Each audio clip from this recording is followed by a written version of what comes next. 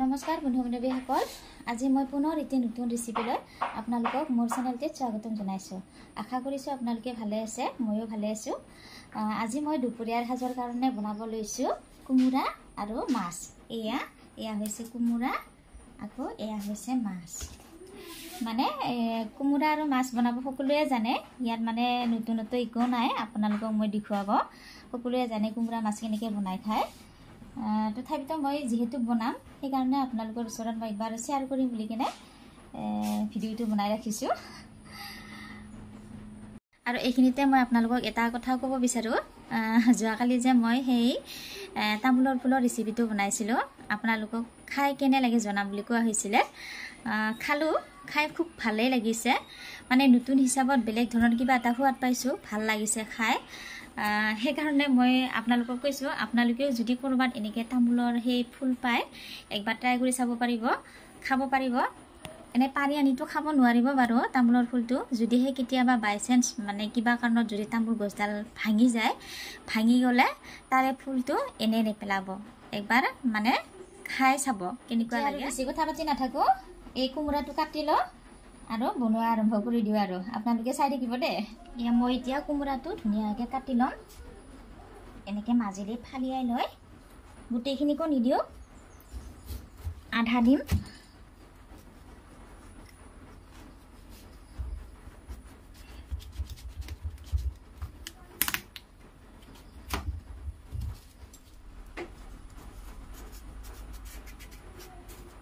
এনেকৈ কাটি ল'ম মই এতিয়া।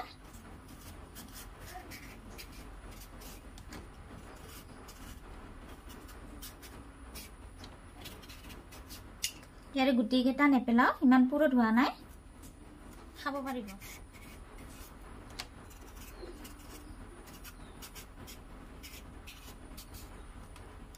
এতিয়া মই গোটেইখিনিকো এনেকৈ পিচ পিচ কৰি কাটি ল'ম। ইমান ডাঙৰো নহয়, সৰুও নহয়, মিডিয়াম চাইজৰ কৰি কাটি দিম।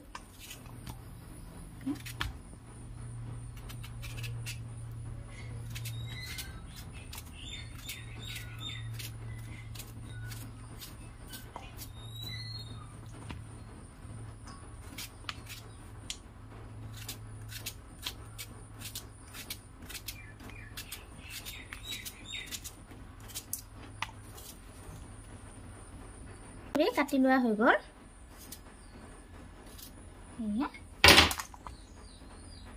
এতিয়া মই এই মাছখিনিত হালধি সানি ল'ম ধুনীয়াকৈ।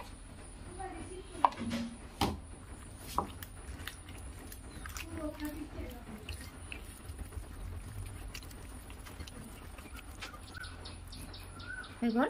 এয়া পিঁয়াজখিনিকো একেলগে কাটি ল'ম।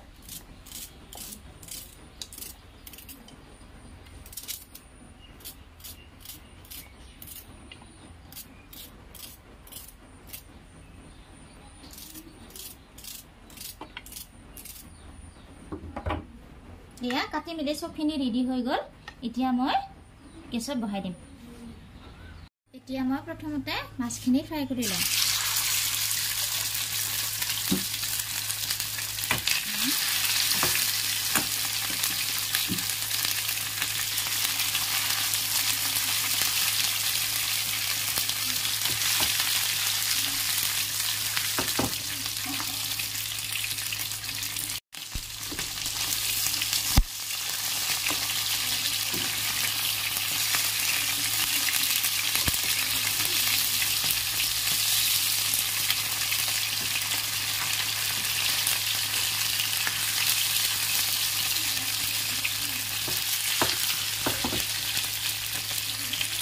মাছখিনি মই ইমান বেছি কৰি ফ্ৰাই কৰি নলওঁ, হাফ ফ্ৰাই কৰি ল'ম, যিহেতু মই আঞ্জাত দিম। আঞ্জাত দিলে ইমান পূৰা ফ্ৰাই নকৰিলেও হয়।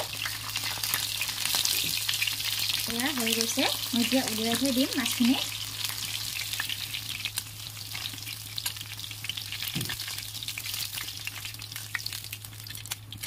এয়া মাছখিনি ফ্ৰাই হোৱাৰ পিছত মই চৰুটো বহাই দিলোঁ, শুকান জলকীয়া এটা দিছোঁ, আকৌ পাঁচফোৰণ মছলা অলপমান দিছোঁ। এয়া কাটি থোৱা পিঁয়াজখিনি দিলোঁ।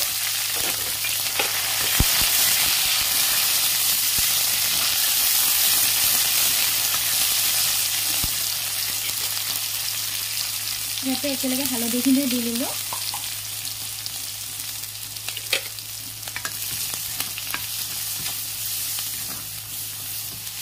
এয়া কোমোৰাখিনি বহাই দিলোঁ। এতিয়া মই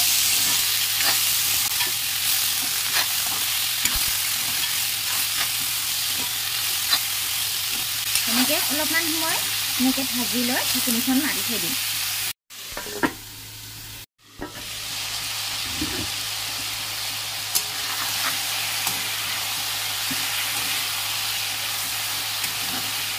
এনেকৈ ভাজি ভাজি অলপমান কমি যোৱাৰ পিছত পানী দিম আৰু অকণমান কমি যাব দিম। আকৌ এবাৰ ঢাকনিখন লগাই থৈ দিম।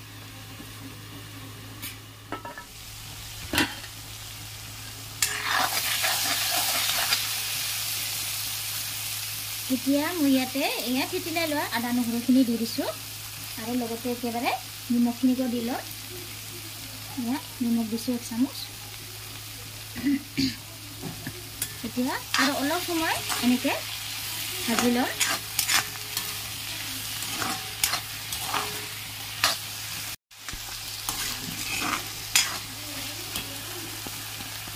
আৰু অলপ সময়ৰ কাৰণে এনেকৈ ঢাকি ৰাখিম।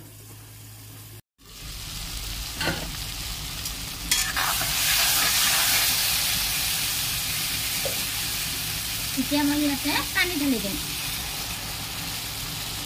এয়া অলপমান পানী দি কিনে ধুনীয়াকৈ উতলিব দিম। এতিয়া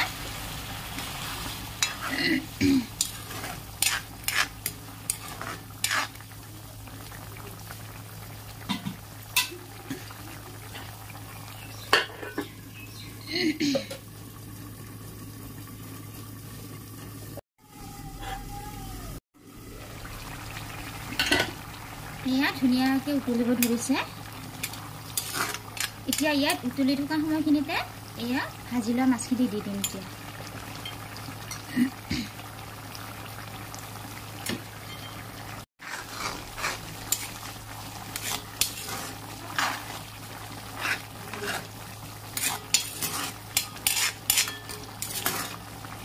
মাছখিনি দি থোৱাৰ পিছত আকৌ অলপ সময় উতলিব দিম।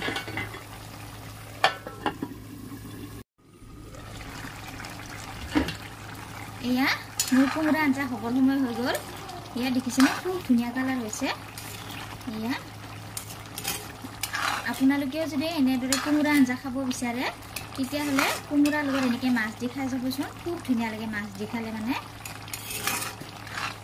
এয়া এতিয়া একেবাৰে শেষত অলপমান জিৰা পাউডাৰ দি দিম।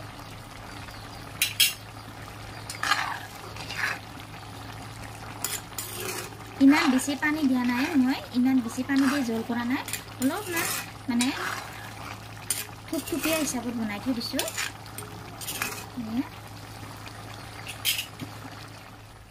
এয়া আজি মোৰ কোমোৰা আঞ্জা ৰেডি হৈ গ'ল।